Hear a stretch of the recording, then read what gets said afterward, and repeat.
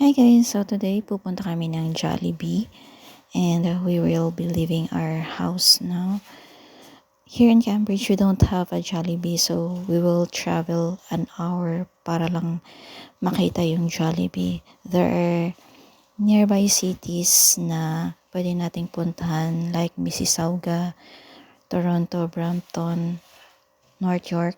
Pero yung nearest Jollibee to our house is Mississauga. It's around 75 kilometers or nasa 1 hour drive. It depends pa kung hindi traffic.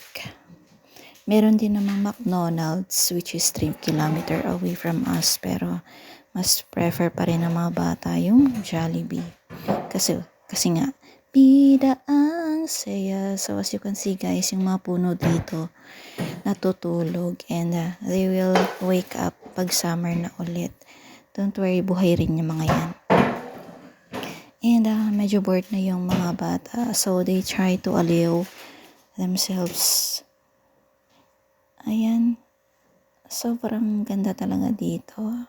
And I like winter season, kaya ako na bumibisita dito every winter because I love snow. And yan guys, medyo malapit na rin kami sa Jollibee.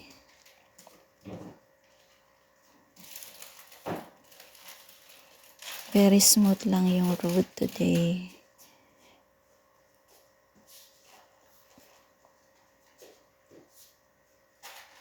And ayan na.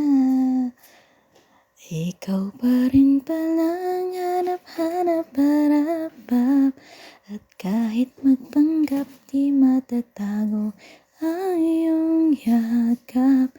Hanap-hanap, di magbabago. Jollibee pa rin hanap ko.